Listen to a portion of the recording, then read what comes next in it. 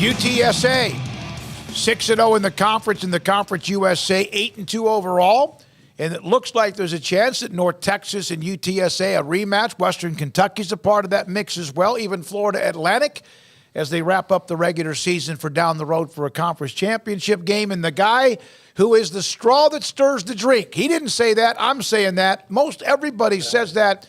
UTSA quarterback Frank Harris joins us on 365 Sports. You like that? I definitely appreciate it, but it's definitely not me. It's definitely everybody else, but I appreciate the introduction. Well, I think you've earned it. I don't throw that out lightly. I'm going to read a quote I got from a guy you know. His name is Jeff Traylor, who I've known for a long time. I asked him, I said, can you try to explain to me, Frank Harris, the football player and then just the role model? Not a better human or quarterback in the country. You would want him to be your son, to marry your daughter. Not enough great words to say about Frank Harris. Dang, that means a lot. I don't even know what to say. I'm actually kind of speechless. Definitely appreciate him. Great mentor, a great coach. And like I said, he mentors a lot of people as myself. And there's no better head coach out there, especially at college level. Nowadays, the way he treats us and the way he is towards us means a lot for me and everybody else on the team. Frank, it seems to me, and we have him on the show all the time, that he can really ride the wave well between when he needs to be the intense football coach and when he can just relax and have a good time with you guys. Oh, for sure. He always tells us his yes is yes and his no is no. His no is his no. He always tells us never take his kindness for weakness. And it's just whatever he says goes. And if you try to take advantage of him, that's when you're going to see him, put his foot down and let everybody know that he is the head coach. But he really rarely ever does that. Everybody respects him, and it's easy to play for a guy like that. He respects us as well. He lets us play freely, and it's just a even keel guy all the time. Never really too high, never really too low. When he took over, you had been there a year. When he took over at UTSA, what was the initial reaction to him? Honestly, I've been there before he got there. It's my sixth season, so I was there way before he got there. But when everything happened, I talked to Dr. Campos about it, our athletic director, and she was like, "Y'all are gonna love him." And I didn't really know anything about him, so I started hitting up guys, from Arkansas, and they all had nothing but great things to say about him. Him and everybody else from the staff, they all came from Arkansas, so I wanted to see how person he was. So I went to his press conference when he first got down here, and everything he said, I wanted to see if it was true. And surely it was. He was a man of his word. I try to keep everybody together. I was just trying to give him the benefit of the doubt. All my other teammates were like, man, he must know this dude. I don't know why you got his back so much. I'm like, I don't know nothing about the guy. We're going to see what type of person he is. And sure enough, everybody loves him. And he is a man of his word, like he said, his first press conference. And we're just blessed to have him as our coach for the next 10 years. What does the city of San Antonio mean to you after 6 years and the way that they have really adopted, whether you're an alum or not, UTSA as their team? It just means a lot. All my family grew up here. Both my parents, their family as well. So I was born here my whole life. It just means a lot just to get a program keep growing, the success we've been having. I was on a team when we knew we were going to win 4 games, winning 3 games, not getting a lot of support from the city, which is right. We're not winning any games. To now, when it comes to last season, to having a great season thus far this year and having the whole city, having the support and love from the city just means a lot for us and UTSA as a university. Did you ever think you would play in a game in which that Alamo Dome, that stadium would be packed to the gills?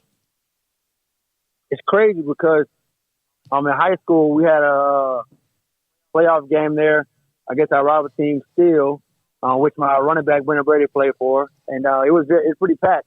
But like I said, going to UTSA, we was having losing seasons, and we actually had more people like at the high school game than we did, in college, and it was just kind of like mind-boggling to see that. But now see that thing packed, the energy the crowd brings and how loud it is crazy atmosphere. Like nothing you can't explain. You actually got to be there to feel it, but we definitely appreciate everybody that comes out and supports us. This may mean nothing to you, but it does mean something to me. You played at Clemens High School. You mentioned Cibolo Steele. I went to Randolph, by the way.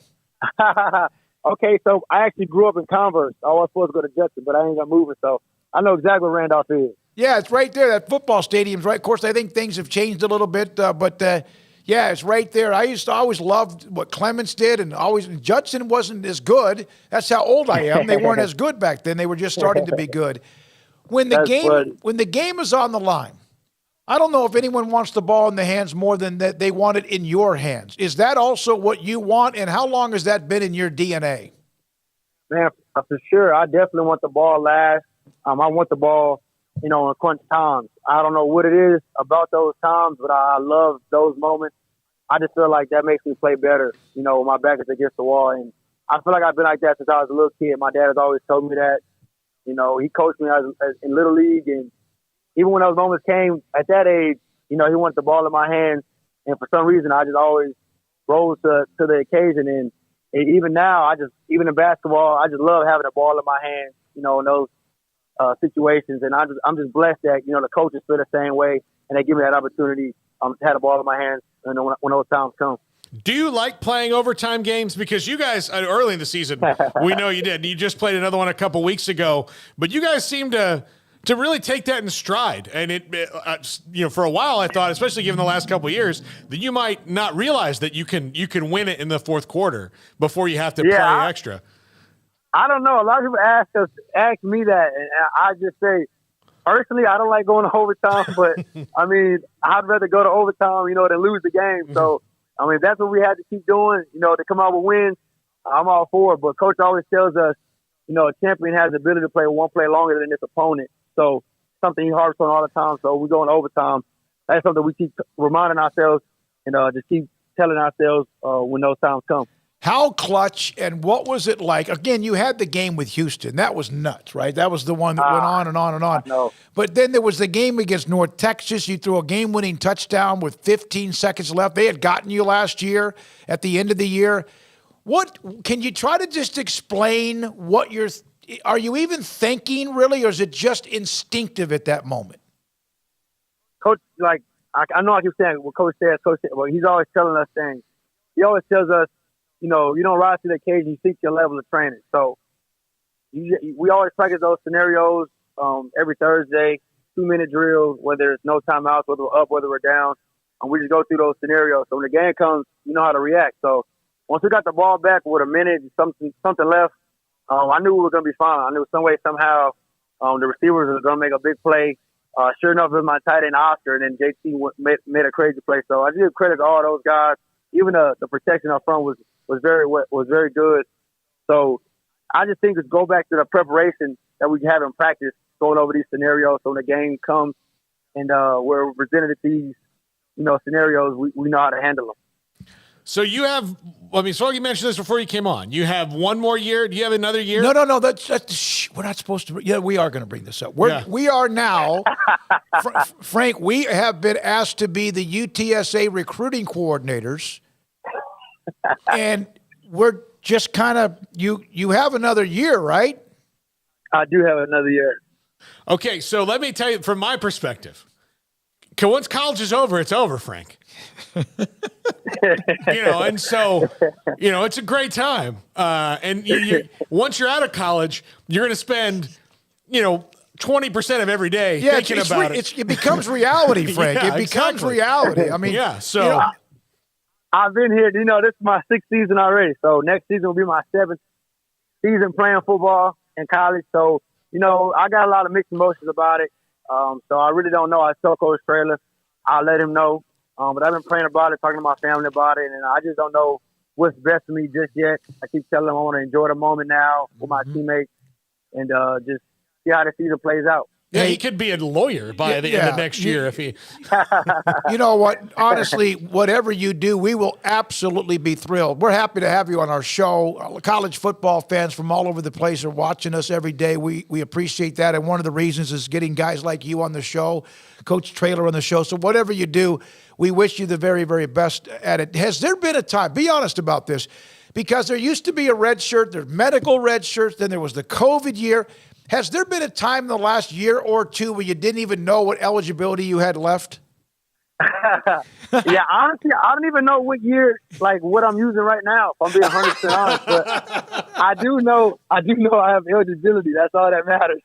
I go talk to compliance. And it was funny because at the beginning of this year, I told Coach Traylor I had another year. I guess he thought I was joking around. So I guess he went to go talk to compliance about something. And I think I got brought up. And compliance actually told him, like, yeah, Frank does have another year of eligibility. And it kind of blew his mind. So he calls me on the phone and was like, Frank, do you have another year? I said, Coach, I told you that. I mean, I thought you were joking around. Compliance said you did. What are you going to do? I said, Coach, I don't even know what's going to happen this year. Like, we got to get through this season first. So it's just crazy when people come telling me, like, bro, how do you have another year? Like, how are you doing it? But it's because of the red shirt, the medical red shirt, and COVID. Yep. So that's 3 years you get back right there. So this is technically only my third season actually playing, because those first 3 seasons, I only played in 3 games the third year, but then I got hurt again. So that's only my third actual season playing. So if I did come back, it would technically be, I mean, it sounds 7 years, but it would be like my senior year playing. Yeah, I don't even know what they would call that anymore, what they do. We've seen 6-year seniors. That's been the case before. Baylor had a couple of those, I think, last year on that team that went to the Sugar Bowl and won the Big 12 title. So you have Rice, and they're not bad. I mean, they've been kind of gritty this year, huh? For sure. They beat UAB. They played U of H really well. They just keep battling each and every week. So we're definitely going to get their best. It's going to be a great test for us. And they do a lot of things on defense. So I just got to trust my training. It's going to be windy, raining, cold. We can't let that affect us. We got to go out there and just play football. So it's going to be a great test for us. Is it going to be in their big stadium? Yes, sir. I guess it's new, so I'm excited to see it. Yeah, it's a beautiful place. Now, I got to ask you this as well. You've been a close couple of, like, you've had some close losses, but you've also had a bunch of close wins. Could you have won the games you won this year, the tight games this year, had you not experienced success last year? Personally, I think these losses that we've had early in the season versus U of H and UT, I think prepared us for what's coming, later in this year and the wins that we were having. So I just think battling adversity earlier, this year prepared us for everything that we're facing now, because, last season we were undefeated until we played North Texas. And I just think we were a little bit, I'm not going to say like okay with everything, but I think we were just a little content where we were. And we went out that North Texas game and got embarrassed. And then, ended up losing the bowl game as well. So I just think losing these 2 games earlier this year put a very humbling taste in our mouth, to where we don't want to feel it again, and learn from those mistakes that we had against those teams to try to finish the season off stronger than we did last year. It is probably, well, it's not going to happen unless you get like 8 or 9 years of eligibility, but it's probably not going to happen that when the college football playoff expands, maybe 24, but at some point in the next 2 to 3 years, as someone who's played in what is known as Group of 5, and that's sometimes a dirty word, or not a part of the 5 Power 5 conferences, give us an argument. Tell us what that will mean to conferences like whatever, and I know UTSA, things are moving again. What will it mean to know when you start the year there's truly a legitimate chance for a non-Power 5 school to get to the playoff?